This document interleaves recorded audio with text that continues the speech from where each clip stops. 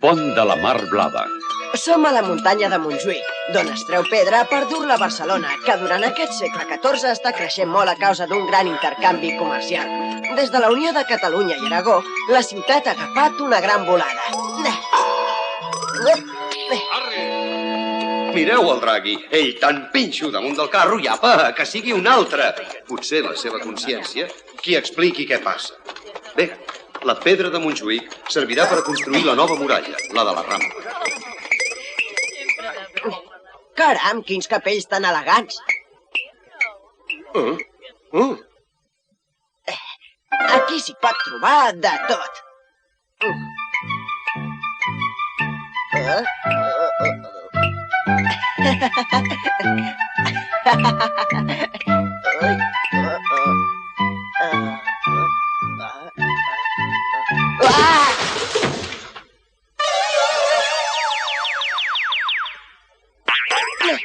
Draghi, sisplau, tens una barra? Una altra vegada em fas parlar a mi. Sí, aquest és el carrer de Montcada, on s'hi construeixen cases tan senyorials com aquesta. La Casa Aguilar, on avui dia hi ha el Museu Picasso. T'agrada, Però segur que encara quedaràs més admirat amb les obres de l'església de Santa Maria del Mar. Jo faig el mateix. I es veu que em surt de l'església. Moltes gràcies, maco. L'església de Santa Maria del Mar, d'estil arquitectònic gòtic, es va començar a construir l'any 1329. Avui posen la clau de volta del presbiteri de l'església de Santa Maria del Mar. Esclar, això no ens ho podem perdre. 50 anys després, amb moltes dificultats i fins i tot d'incendis a última hora, ja s'havien acabat les 3 voltes de la nau major. Els plànols van ser fets per 3 arquitectes. L'últim, Guillem Metge, va morir abans de culminar l'obra. Però, de fet, Santa Maria del Mar va ser una obra de mercaders, gremis i gent de mar. Per això se'n deia la Catedral dels Mariners. Aquesta gran pedra es diu la clau de volta. Té 2 metres de diàmetre i pesa 6 tones. Una representa l'Anunciació, una altra el naixement. La tercera el rei Alfons IV el benigna a cavall i la darrera l'escut de Barcelona amb les ensenyes de la Junta d'Obres del Temple i els seus gremis. L'arquitectura romànica necessitava unes parets molt gruixudes per aguantar les voltes. Ara, en el gòtic, el pes és sostingut pels nervis que descansen sobre els murs, reforçats amb contraforts. Les parets poden ser molt més primes i tenir grans finestrals. Es van construir catedrals i col·legiates d'estil gòtic a les principals ciutats catalanes: Barcelona, Tortosa, Lleida, Tarragona, Girona. La catedral de Girona és d'una sola nau. Va ser la més ampla d'Europa fins que es va construir la de Sant Pere del Vaticà. Les noves drassanes les va començar a construir Pere el Gran, però de fet es van iniciar el 1378, pagades per Pere III, la ciutat i el Parlament, sota la direcció del mestre Arnau Ferrer. Les drassanes barcelonines d'estil medieval són les més grans, les més completes i les més ben conservades d'arreu del món.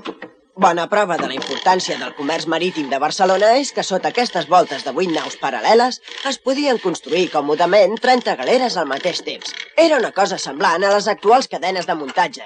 El mar arribava fins a les mateixes drassanes, la qual cosa facilitava les avarades. En una època en què Catalunya necessitava tants vaixells, calia molta fusta de roure per fer el buc i de pi o d'avet per l'arboradura.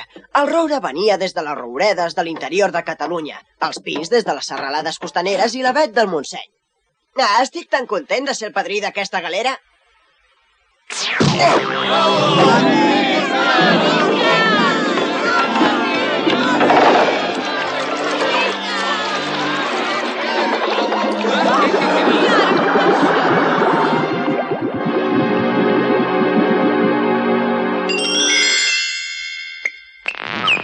Apareixen els mapes portolans fets per cartògrafs. Tenien l'ajuda del compàs i la brúixola, introduïts pels àrabs des de la Xina. Marcaven els ports, les costes i la direcció dels vents.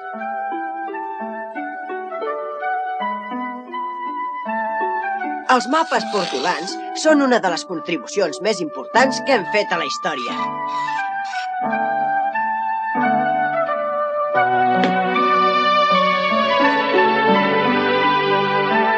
És remarcable aquest atles català fet per Abraham Cresques. Aquí s'hi troba marcada l'extraordinària ruta que va fer Jaume Ferrer l'any 1396 fins al riu Níger, a l'Àfrica, quan se'n va anar a la recerca d'or. Les nombroses vendes, compres i intercanvis es feien a les llotges. Aquests edificis eren anomenats també les catedrals del comerç.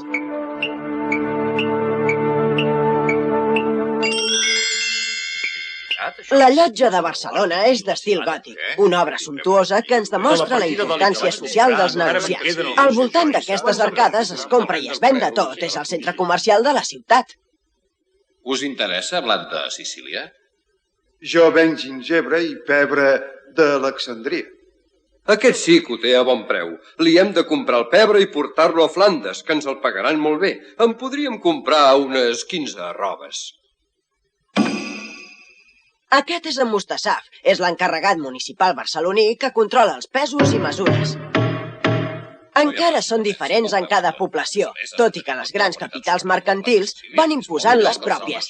Estem en ple desenvolupament del capitalisme mercantil. Que són 10 arrobes de Barcelona i una lliura i 6 unces. Heu de carregar eines de forja al port de Barcelona i portar-les per la ruta coneguda a Constantinoble. Després carregareu seda d'Àsia i tot seguit cap a casa. Feu una via. Les principals rutes des de Barcelona eren l'eix diagonal Sardenya i Sicília, la ruta d'ultramar fins a Alexandria, Xipre, Beirut, Damasc i Tir, i la ruta de Romania que arribava fins a Constantinoble. Evidentment, sorgien conflictes a l'hora de distribuir els queviures dins dels vaixells, sobretot la carn, també amb els sous dels mariners, amb la seguretat durant els viatges o per culpa de l'arbitrarietat dels capitans. Era necessària una llei que ho regulés.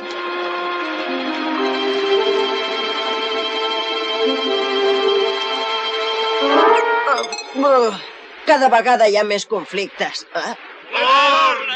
Volem forn! Forn! Aquests conflictes es resolien d'acord amb les lleis del Consolat de Mar, aplicades per cònsols catalans arreu de la Mediterrània. Era un llibre que recollia les lleis i sentències que regien el comerç marítim. Era també una institució per a la defensa dels interessos dels mercaders marítims, de la vida i de les responsabilitats dels vaixells, els sous dels mariners i les assegurances. Ah! Ha quedat perfectament demostrat que no s'ha donat carn als mariners 3 dies a la setmana com ordena el Consolat de Mar. Com està establert en les lleis vigents, dicto sentència. Les lleis del Consolat de Mar van ser la base del dret marítim europeu i va estar en vigor fins al segle XIX. I haig de continuar perquè no puc fer una altra cosa, però si sabéssiu el mal que em fa la cua... És el primer codi escrit complet dels costums marítims, que eren observats internacionalment a tota la Mediterrània. Redactat a Barcelona en català, va ser traduït a diversos idiomes. S'ha acabat la construcció de l'església de Santa Maria del Mar. I avui, dia 3 de novembre de 1393, es fa la seva consagració amb l'assistència dels reis. Vostra vida acabada, l'un major dels bons sentits, com a Déu fos presentada, triomfant en paradís, com a Déu fos presentada... Molt bé, bravo, bravo! En dies importants com avui, aquí, al Born, s'hi feien justes i torneigs davant dels reis i dels seus acompanyants. Eren dies de gran joia per a tothom.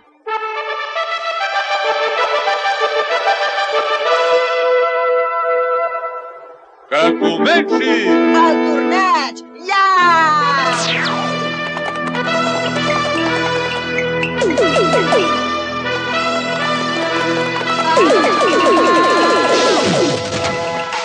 Masloprim d'art d'amor qui fer-hi salta. És l'any 1393. Se celebren per primera vegada els Jocs Florals, que va introduir el rei Joan I per premiar els millors poetes. En aquell temps també hi havia universitats com l'Estudi General de Lleida, fundat per Jaume II l'any 1300, i les universitats de Perpinyà, Montpeller i Girona. A Montpeller hi havia una facultat de medicina que va arribar a ser una de les més importants d'Europa. I ensenyava el famós Arnau de Vilanova, científic, reformador espiritual i amb fama d'alquimista. Ara, per exemple, veiem Arnau de Vilanova amb dos dels seus ajudants que des de fa dies estan experimentant amb el que ells creuen que pot ser el descobriment del segle. Tot és a punt.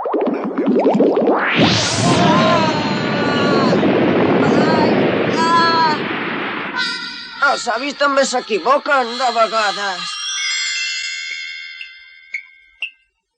Arnau de Vilanova és metge de reis i papes. És un científic estimat per tothom. Aquí el tenim assistint al papa Bonifaci VII. Teniu.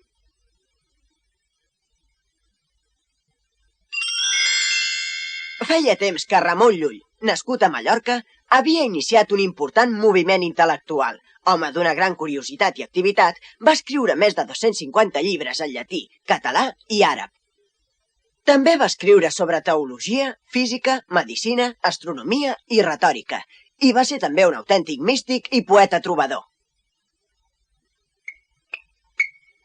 Més endavant trobem Francesc Eiximenis, burgès gironí, educat a Colònia, París, Oxford, Roma i Tolosa. Sota el patrocini de Reis, va ser l'autor de Lucrestià, enciclopèdia de saviesa medieval. I del Llibre de les dones, traduït en el seu temps a 3 idiomes. Bernat Metge, gran humanista i en el primer renaixement italià, és important per l'obra Lo somni. I el gran Ausiàs Marc, una de les grans figures líriques d'Europa, nascut a Gandia, va ser l'home que va dominar millor la llengua catalana. Entre d'altres poemes va escriure... Veles e vents, han mon desig complir, faent camins dubtosos per la mar.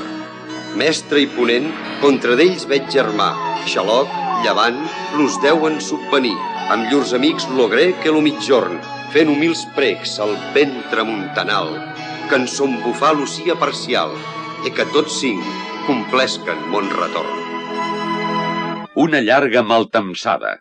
Som al segle XIV i a partir de l'any 1333 comencen una sèrie de desgràcies per a Catalunya. Els camps de blat, mig esmorteïts, les espigues vinclades, males collites i, sobretot, fam.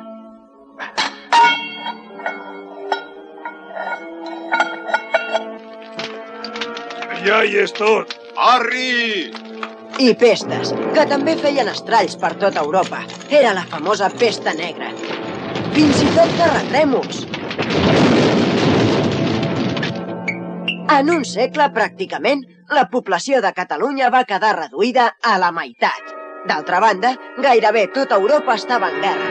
Era la guerra dels 100 anys. A més, l'Església Catòlica estava dividida en dos, ja que hi havia dos papes enfrontats. L'un a Roma i l'altre a la ciutat francesa d'Avinyó. Enmig de tot això, l'any 1410, mor a Barcelona el rei Martí l'Humà, sense deixar descendència legítima ni haver designat successor. Quin desastre, Déu meu. Mort el rei Martí l'Humà, s'acaben els reis del casal de Barcelona. Tens raó, conseller Fiveller. És una situació absolutament nova des del temps de Guifré el Filós. Ara el tron reial ha quedat buit. Qui l'ocuparà? Aquests són els dos candidats al tron. Ells mateixos ens faran la seva presentació. Soc Jaume d'Urgell, soc català i em corresponen els drets al tron perquè soc fill de Pere d'Aragó, comte d'Urgell i besnet del rei Alfons el Benigne. Yo soy Fernando Trastámara, también llamado de Antequera, hermano menor del rey de Castilla, Enrique III, por lo que tengo más derecho al trono que vos. I aquests són els teus drets per voler ser rei? También soy nieto del gran rey catalán Pere el Cerimoniós. Además, mi poder reside en los muchos partidarios que me siguen en Aragón y Valencia. Em sembla que el millor que poden fer els dos pretendents és jugar-se el tron a cara o creu. Com que no hi havia acord per elegir nou rei, es van reunir a la vila de Casp l'any 1412 3 representants de cada regne de la corona. 3 per Catalunya i Mallorca. 3 per Aragó. I 3 per València, un dels quals era Sant Vicent Ferrer. Fernando de Trastámara és molt ric i un gran guerrer. Ho va demostrar quan va enfonsar l'esquadra dels sultans aliats a l'estret i no fa pas massa temps quan va conquerir Antequera als moros. Però és castellà i no en sap res de nosaltres. No coneix la nostra llengua ni els nostres costums. Però ell és l'únic que podrà deturar el cisma que fa que hi hagi dos papes. I heu de pensar que sense cisma hi haurà pau i s'acabaran les guerres. Jo, fra Vicent Ferrer, voto a favor de Fernando de Trastámara, o dit també d'Antequera. Jo també el voto. Nosaltres tres, els d'Aragó, també votem Fernando. Després de pensar-m'ho bé, jo també voto Fernando. 2 vots de València, 3 dels aragonesos i un del català. Ha guanyat Fernando de Antequera. Ferran d'Antequera és coronat rei, però no en sabia res de les lleis i tradicions del país. Alto! Heu de pagar 10 sous d'impost sobre aquesta carn.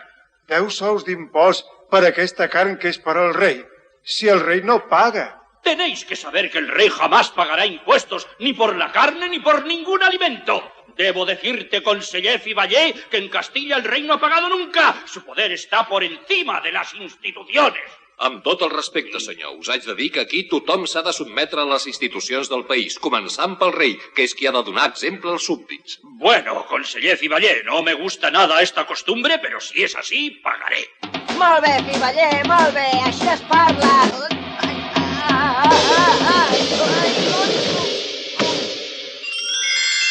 L'any 1442, Alfons el Magnànim, que havia succeït el seu pare Ferran d'Antequera, va conquerir el regne de Nàpols. La corona va arribar al punt de màxima expansió territorial. Alfons el Magnànim havia rebut de la reina Joana II de Nàpols la promesa d'adoptar-lo com a fill i hereu. Després, la reina se'n va penedir i no va complir la paraula donada. Però Alfons ja s'havia fet a la idea de ser rei de Nàpols i no va parar fins que va entrar triomfal a la ciutat conquerida. Va viure gairebé sempre a Nàpols i sense preocupar-se per res de la cort de Barcelona. Mira que grassos i tips que van. Clar, són els que manen. Només els rics poden ser del Consell de Cent i de la Generalitat. Nosaltres, els menestrals i els petits comerciants, que som la majoria, no en podem ser. Volen manar i són tan poca cosa. Són com una busca, és a dir, com una estella.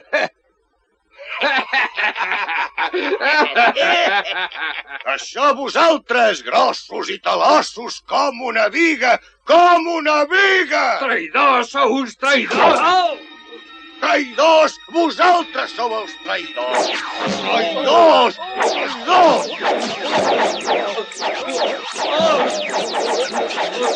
Fora privilegis! Fora privilegis! Fora! Fora! Fora! La situació era molt delicada. Les lluites entre la Viga o el Partit dels Poderosos i la Busca o el poble eren cada vegada més fortes. Majestat, us haig de donar les gràcies per permetre que alguns artesans del Partit de la Busca formin part del Consell de Cent, però em sembla que encara els hauríeu de donar més poder, majestat. Galceran de Requesens, ja que has vingut expressament aquí, a Nàpols, per demanar-m'ho, t'ho concedeixo. Que el Partit de la Busca governi el Consell de Cent de Barcelona. Ai, no m'amoïnis més, home. Oh, és que les teves orelles no senten aquesta música tan bonica.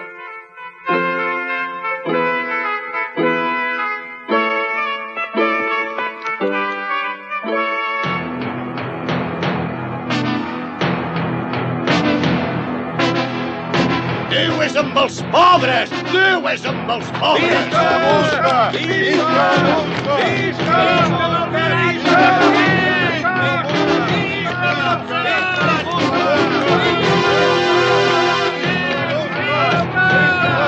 Vosaltres, púrria, que us penseu que maneu! Això no quedarà així! Què us heu pensat? Nosaltres som els que manem! També al camp les coses anaven malament. Els senyors feudals eren els amos de tot. Oprimien cada vegada més els seus vassalls, els pagesos de remença, amb els anomenats mals usos. Hola! El teu marit ha mort sense fer testament. La meitat de la seva herència és per mi. Però això és una injustícia, senyor. Me n'hauré d'anar lluny d'aquí. Això és el que et penses, marrec. Però sense el meu permís no pots fotre el camp. Ja veieu com estaven les coses en aquella època. Els senyors feudals tot ho dominaven. M'hauràs de pagar els desperfectes de l'incendi. Però escolteu, senyor, si ha estat un llamp. És igual. I la teva filla vindrà de serventa al meu castell.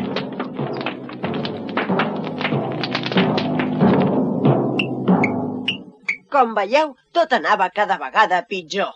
Pagesos de Mieres i de la Garrotxa, s'han d'acabar els abusos dels senyors feudals. Abans això no passava. Hem d'anar a demanar suport al rei. Agrupem-nos i lluitem! Bern tallat! Tu has de ser el cap del nostre bàndol! Visca Bertallat! Que mori la terra dels pagesos! Ara que estem units, anem a cremar les collites dels senyors! Visca la terra! Visca la terra! Els atacs dels remenses, organitzats en guerrilles, ho van destrossar tot i van arribar des de la Garrotxa fins a la vora de Barcelona. L'any 1458 mor Alfons el Magnànim. El va succeir el seu germà Joan II, a qui el veiem assegut al tron de Martí l'Humà. Joan va afavorir els pagesos de Remença. Com a rei, concedeixo que els pagesos de Remença es puguin agrupar i al mateix temps dono l'ordre d'abolir els mals usos dels nobles. La revolta dels pagesos va ser la primera que es va organitzar a Europa i la que va tenir més èxit. El rei Joan II cada cop dona més llibertats als pagesos i als de la busca. I no respecta els drets dels nobles ni les constitucions del país. Quan teníem els nostres reis no passava això. Ha de ser la Generalitat la que tregui el rei fora de Catalunya. Sí, que se'n vagi. Fora! Volem que Catalunya governi el seu fill, el príncep de Viana. El príncep Carles de Viana va fer una entrada triomfal a Barcelona i va ser rebut tant pels poderosos com pel poble. El príncep de Viana va ser un bon trobador i molt amic d'Ausiàs Marc. També va escriure el llibre Crònica de los Reyes de Navarra. Però el príncep va morir molt aviat. Tan bon que era. Hauria fet molt per nosaltres. I és veritat que ha mort enverinat. Tots diuen que per la seva madrastra. Això és el que es diu. La Generalitat ha tret de Catalunya el rei Joan II, que se'n va a demanar ajut al rei de França, Lluís XI. No corris! Escolta, no corris! El rei Joan II amb tropes franceses ha ocupat Balaguer i es prepara a presentar a Barcelona. Aixeca't, home, aquest sí que va estovat de valent. La Generalitat de Catalunya declara Joan II enemic públic. I, per tant, la Generalitat el destrona. Ara tots anirem a demanar ajuda al poderós rei de Castella, Enric IV. Ell serà el nostre rei. Així, tot el país es va encendre en una guerra civil entre el rei Joan II i la Generalitat. Aquesta guerra va durar 10 anys, de 1462 a 1472, i va acabar sense vencedors ni vençuts. Es pot ben dir que la dansa de la mort va presidir en aquesta època els destins de Catalunya.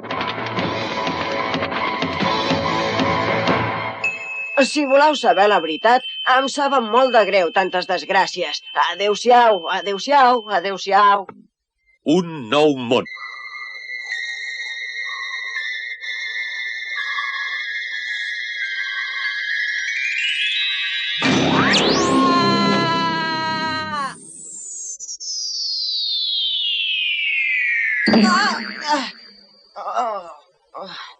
Vaja, això s'avisa. M'he espantat. Dormia tranquil·lament quan, de cop i volta, m'he adonat que volava. Segur que la pólvora n'ha tingut la culpa.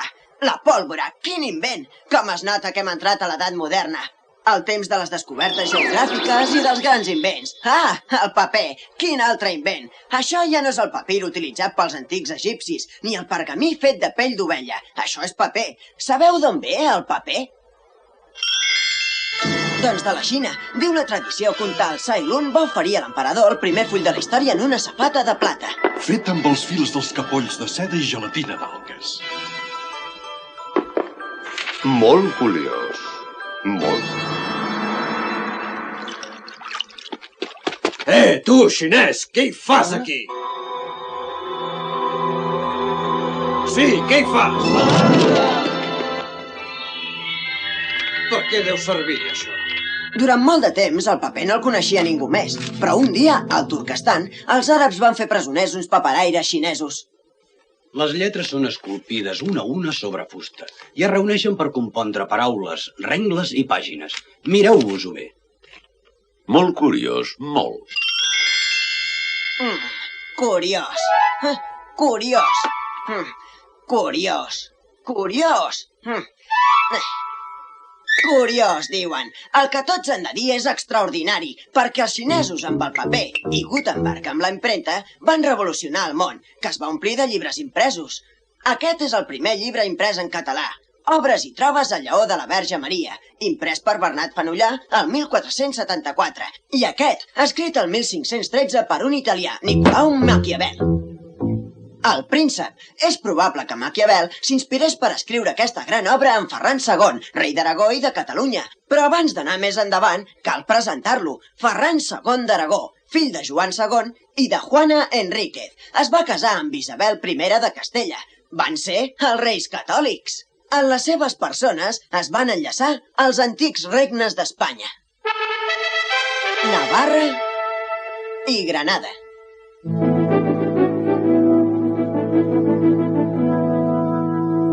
Parlem de Maquiavel, que va escriure allò tan espès de «Per arribar a ser un príncep no cal valentia ni fortuna, sinó més aviat astúcia». Escolti, senyor Maquiavel, què vol dir amb això de l'astúcia? Si un príncep vol governar bé, ho ha de fer amb el favor del poble o amb el dels nobles. Escolta, Draghi, quin dels dos creus que és el pitjor enemic del príncep? Els nobles, Draghi, els nobles. Has de tenir present que el poble sempre és de bon contentar, perquè està oprimit i perquè és més honrat. En canvi, els nobles no volen creure, no. Són molt més difícils de manar. Així és com va actuar Ferran II, i d'aquesta manera va solucionar l'antic problema dels remenses. Nos, Ferran, per la gràcia de Déu, rei de Castella i d'Aragó, sentenciem que els dits mals usos no siguin observats i que els pagesos de Remença i els seus descendents puguin assolir la llibertat. No hem de permetre que pels interessos d'uns quants nobles, per més nobles que siguin, aquest principat se'n vagi cap a la seva total destrucció. Nos, Ferran, rei de Castella i d'Aragó, així ho disposem al monestir de Guadalupe el 21 d'abril de 1486.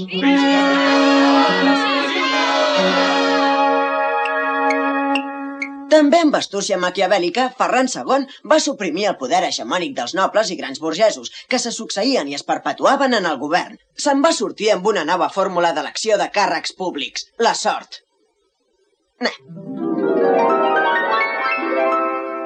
Avui inaugurem el sistema inventat pel nostre rei. Els noms de les persones idònies per ocupar el càrrec estan escrits en papers dins d'unes boletes de cera en aquesta bossa. Treu una bola, nen. Aquest sistema, dit d'insaculació, fa que l'elecció no es faci amb cap mena de pressió i que no hi hagi conxorxes entre els més poderosos. En el regnat de Ferran II hi ha també aspectes negatius, com la instauració a Catalunya de la Inquisició, institució que va ser un instrument de castellanització. En nom de la Inquisició es van cometre molts abusos. Fins i tot hi havia senyor que al·legava que conservava un fur del rei Jaume I, per heretar els béns dels vassalls condemnats a mort pel delicte d'heretgia. Una de les finalitats de la Inquisició era l'expulsió dels jueus i la conversió forçosa dels musulmans. Primer el servei de Déu, després el servei de la terra. Què dieu, això, senyor Maquiavel?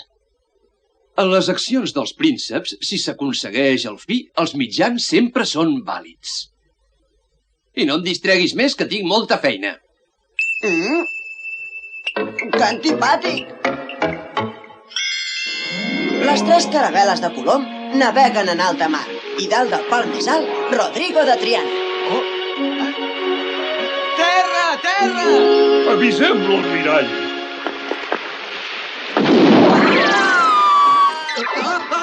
Ai! Tornem-hi! Un altre cop la pólvora! 2 vegades en poca estona!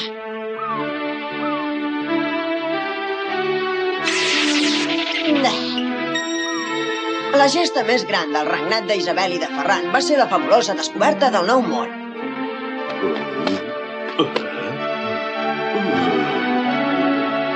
En aquell temps, Europa cercava per mar la ruta de les espècies. La canyella, el clau d'espècia, la nou moscada... Però el viatge no s'acabava mai. Les naus havien de vorejar Àfrica i l'Índia. Era massa llarg i el projecte que Colom oferia d'arribar a les Índies per Occident va ser acceptat pels reis catòlics. Colom, quan va tornar del seu primer viatge, va ser rebut pels reis a la ciutat comtal. Almirall. Majestat.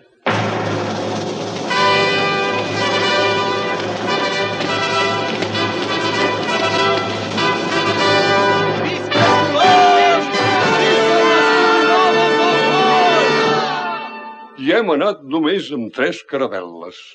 Ha estat molt dur, oi? Per Barcelona diuen que fins i tot hi ha hagut rebel·lions. És veritat, això?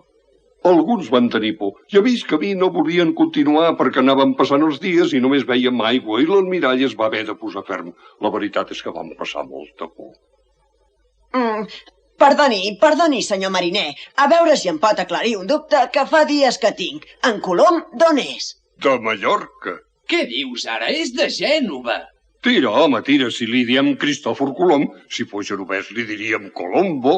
Tots dos esteu equivocats. En Colom és un jueu convers. És gallec. Ja us dic que és de Mallorca. No, i no és un jueu Va, convers. em sembla que no es posaran mai d'acord. És gallec. 6 mesos després, Colom va fer un segon viatge. Aquesta vegada hi van anar 17 vaixells. Alguns catalans s'hi van embarcar. Des d'aleshores es va establir una ferotge competència entre Portugal i Castella per decidir qui tenia el dret de dominar les terres descobertes. Les immenses riqueses del Nou Món eren el motiu principal de les seves desavinences. El papa Alexandre VI, que per cert era valencià, hi va trobar una solució. Es va crear un meridià divisori que pràcticament va dividir el món en 2 immensos trossos.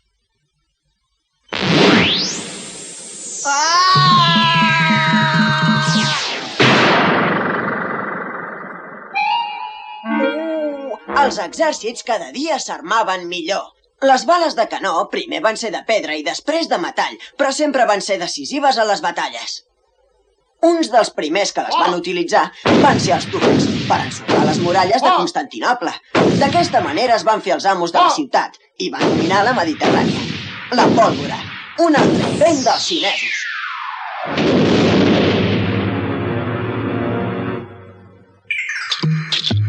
Ai, maleïda pólvora! Sembla que em persegueixi. No hi ha dret, ja és la tercera vegada.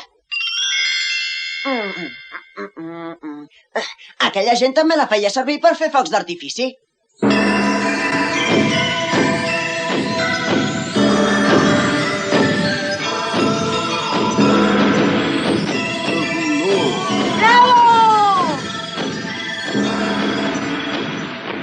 Un bon bany, una bona eixugada i ja ets un altre dragui. Les ballestes i les sagetes, les catapultes, les bales de pedra, totes les armes que havien fet servir fins llavors van quedar enrere. El segle XV és el de l'establiment definitiu de l'arma de foc i de l'artilleria com a peces essencials a les tècniques militars. Ferran II d'ara endavant les farà servir en les futures batalles. El regnat dels reis catòlics d'Isabel i de Ferran va representar el veritable començament per a Espanya de l'edat moderna. Es va descobrir un nou continent, Amèrica. Perquè conegueu millor la importància del regnat dels reis catòlics, us presento el seu escut, la llegenda Tanto Monta. Es va acordar a Segòvia i es va establir un govern mancomunat d'ambdós esposos. Tanto Monta, tant se val, mana tant Isabel com Ferran. La magrana representa el regne de Granada, l'últim territori sarraí que van conquerir. Hi ha les 4 barres de la corona d'Aragó, és a dir, Catalunya, Aragó, València i Mallorca. I aquí, al costat, aquestes barres amb àguiles és l'escut del regne català de Sicília.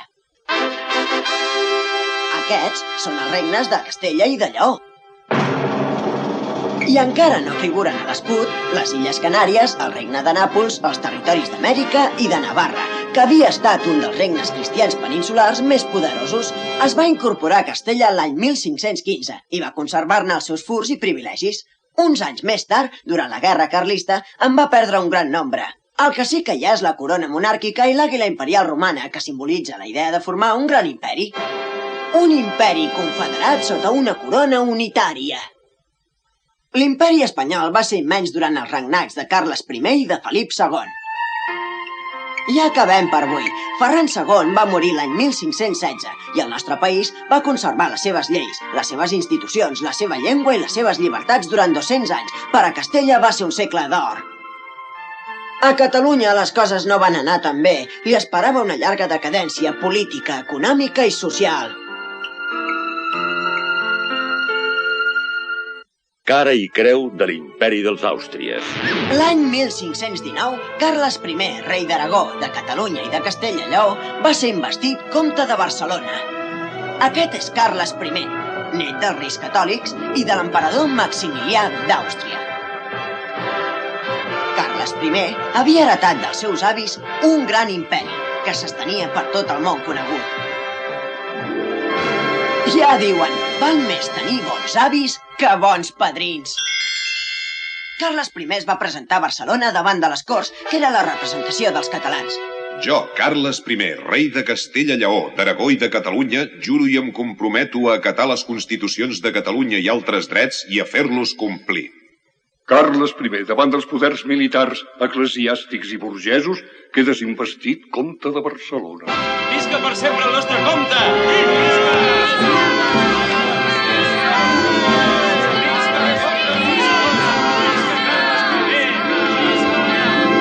Com a hereu del meu avi Maximilià d'Àustria, sóc candidat, entre altres reis, a ser l'emperador del Sacre Imperi Romano-Germànic. Un dels aspirants amb més possibilitats és el rei de França, que es vol quedar també amb Sicília, Nàpols, Milà i la Borgonya. Per ser elegit necessito diners. Les Corts catalanes han decidit donar-te 250.000 ducats. Et corono emperador del Sacre Imperi Romà i t'enlairo per damunt de tots els reis del món cristià. Gràcies a les donacions de les Corts catalanes i d'altres, Carles I va ser consagrat emperador a la ciutat alemanya d'Aquisgrà. I amb tantes i tantes corones damunt del front, Carles I devia tenir tot sovint mal de cap, encara que només fos pel pes que hi duia. És clar que el turc Solimà és el que li donava més mal de caps.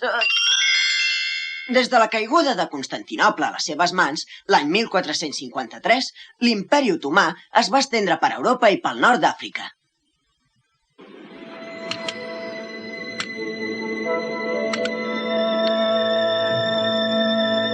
Els pirates turcs feien incursions a les costes cristianes de la Mediterrània per saquejar-les i endur-se'n captius. Catalunya també va haver de suportar els seus atacs. Catxidiable era el més perillós de tots els pirates turcs. Moros! Moros a la costa!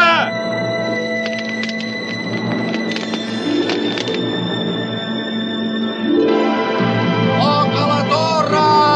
Hi ha moros a la costa! Correu de pressa!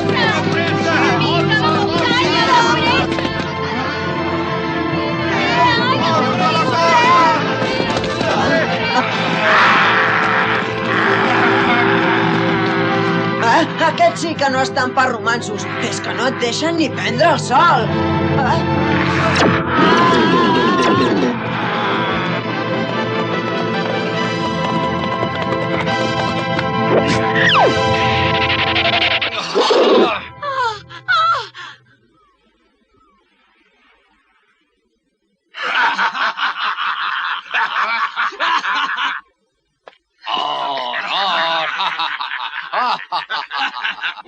El pirata Catxidiable era un home sense cap escrúpol.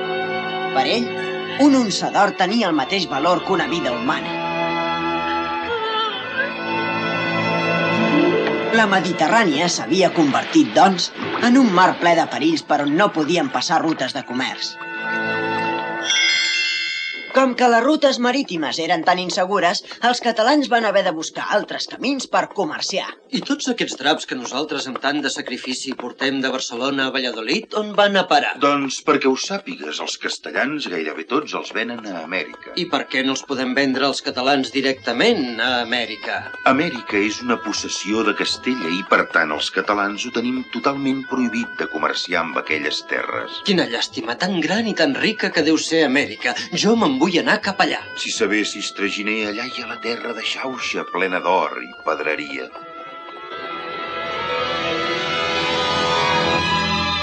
El jove traginer ja s'hi troba a la terra de Xauxa. Caram. Es creu que és la terra de la felicitat i de la riquesa. És tan poderosa la imaginació.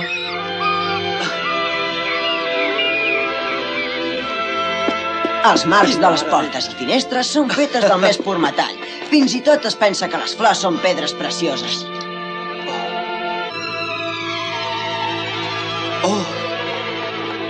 Aquest jove es deu pensar que a Amèrica lliguen els gossos amb llonganisses.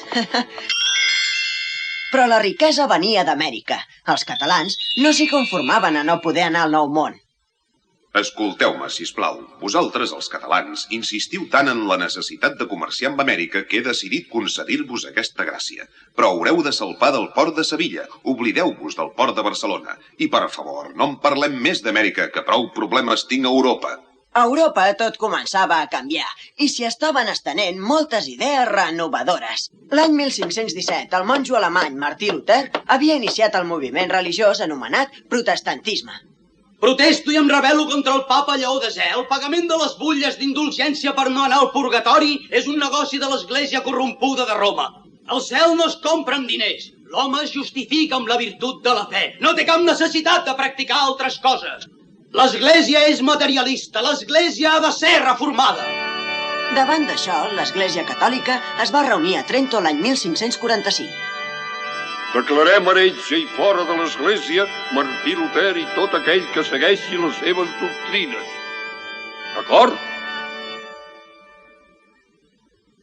Luter, els prínceps i nobles alemanys estem amb tu i tots contra el papa de Roma. Visca Luter! En nom de Déu, faré tot el que jo podré per destruir aquest gran heretge, Martí Luter, que critica tant l'Església de Roma. Ah! La intransigència dels uns i dels altres va provocar guerres entre catòlics i protestants. Ai, que si va dur aquests barbuts m'enforquen! Ai, ai!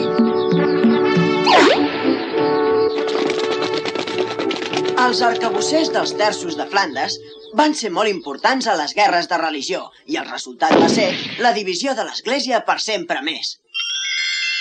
Però no tothom pensava que la religió s'havia de defensar amb les armes. Un dels que pensaven així era aquest cavaller basc, Ignasi de Loyola. Ell va ser un dels més fidels servidors del virrei de Navarra.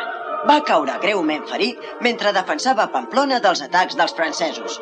Durant els llargs mesos que va durar la seva convalescència, va decidir canviar l'espasa per l'hàbit i va organitzar una milícia apostòlica per la restauració de la fe en Crist. Verge de Montserrat, als teus peus i amb tota la devoció deixo la meva espasa.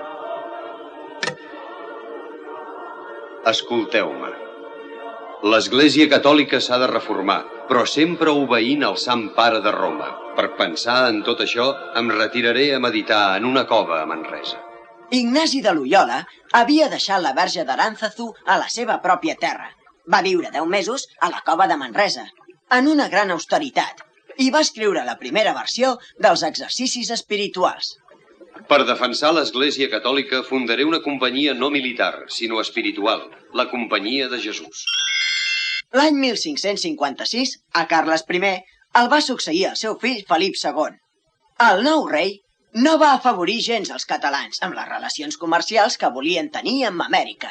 Igual que el meu pare, penso que amb Amèrica només hi pot comerciar Castella, i no pas cap altra nació que no sigui Castella, ni Flandes ni Catalunya. Més clar l'aigua i a qui li piqui que es grati. En canvi, pel que feia a la Mediterrània, Felip II va tenir més en compte les aspiracions catalanes. Per l'oest no tenia pas cap enemic. Per l'est, o sigui per la Mediterrània, necessitava l'ajuda dels catalans. Per això es va unir amb el papa Pius V davant del perill dels turcs. Sant Pare, a la Mediterrània només hi ha dues potències, Castella i Turquia. Castella és catòlica, sempre us ha estat fidel. A l'altra banda del nostre mar hi ha els heretges, els turcs. La cristiandat està en perill. Hem de crear la Lliga Santa. Per això us demano el vostre ajut i també el del duc de Venècia. Rei Felip de Castella, compteu amb el meu ajut. I també amb tota la flota veneciana. Lluís de Requesens, tu has governat molt bé Flandes enmig d'aquestes terribles guerres de religió. Tens experiència en vaixells i navegants. Ara et demano de fer la guerra per evitar el perill que representen els turcs. Et nomeno capità general de la flota contra els heretges. El meu germà Joan d'Àustria tindrà el comandament d'honor. A més, ets català i els catalans hi han donat molts diners. Ah! L'esquadra cristiana es va fer a la mar l'any 1571. Portava 50.000 homes. Molts dels vaixells de la flota eren catalans. Al golf de Corint, a la vora del port de Lepant, es va enfrontar amb l'esquadra turca. El combat va ser molt dur.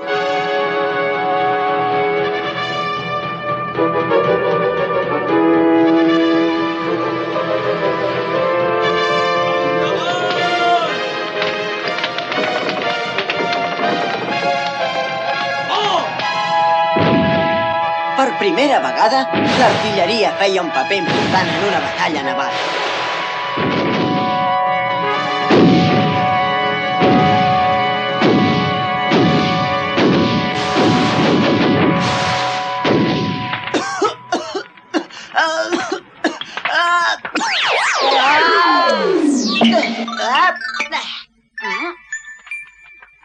El Sant Crist, que segons la llegenda va esquivar una bala, es venera a la catedral de Barcelona.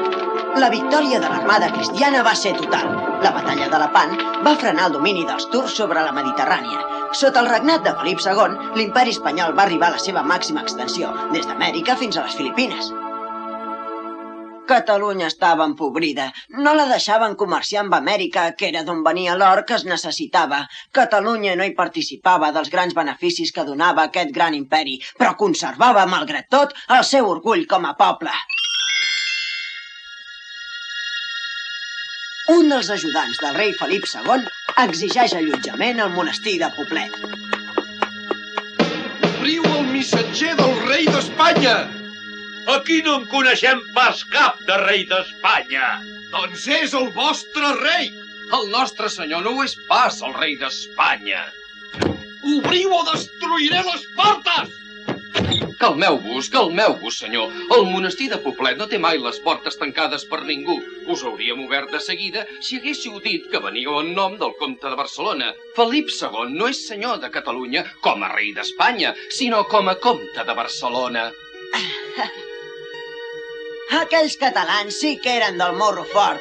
Adeu, adeu-siau, fins un altre dia.